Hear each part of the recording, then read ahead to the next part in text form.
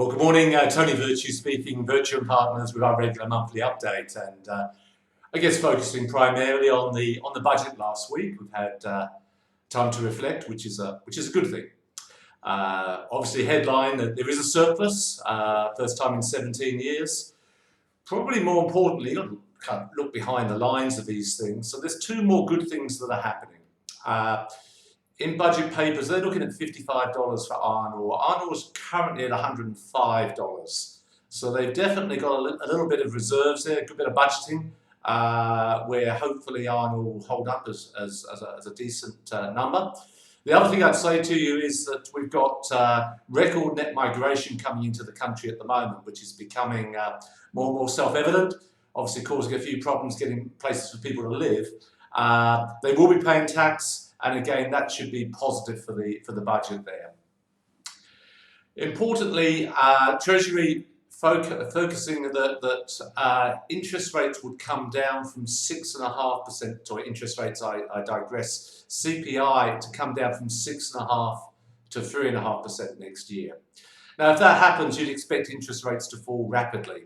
And clearly, most growth assets, shares, property, etc., are really marked against interest rates. So interest rates fall, good for shares, good for property, obviously poor for cash, and you want to lock money in, and we'll be doing that for clients where we can there.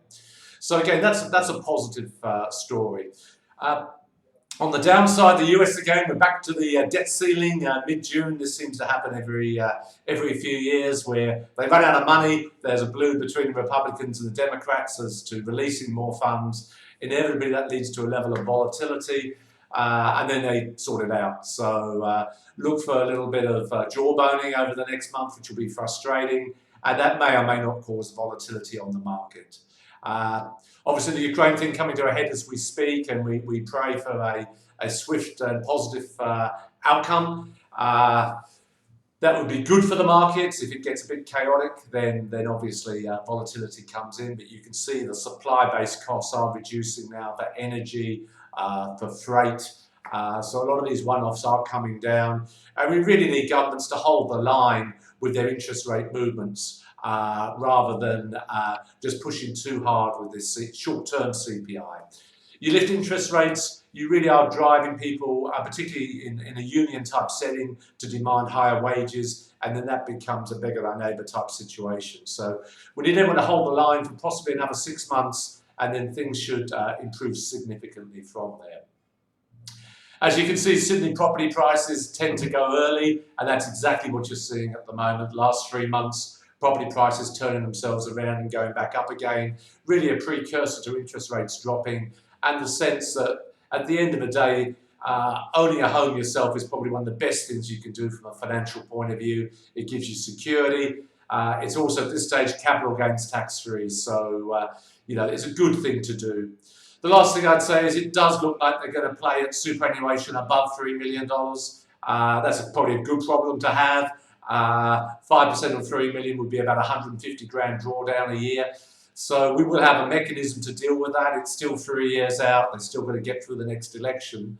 But that's probably something just to be mindful of when you're looking at how much money to put into super. Busy time ahead. We booked the Harbour View for the Vivid function. You'll see that those invites coming out in the next few days. Chance to walk around Vivid, and we'll have a nice pub there for people just to have a good base. We'll keep the food and wine moving for 3 or 4 hours, so it'll be a good opportunity to see your friends and see Sydney at its very best. So look, I think on balance we should be quietly confident going forward now. The dividend streams coming through from the major banks have been good, and while there's no doubt that interest rates are hurting our community, it's sucking money out of our economy, the powers that be understand this, and as I look at the bond markets at the moment, they are looking at interest rates dropping quicker than probably the RBA wants to kind of fess up to, possibly as soon as November. So let's just hold that thought, keep moving forward.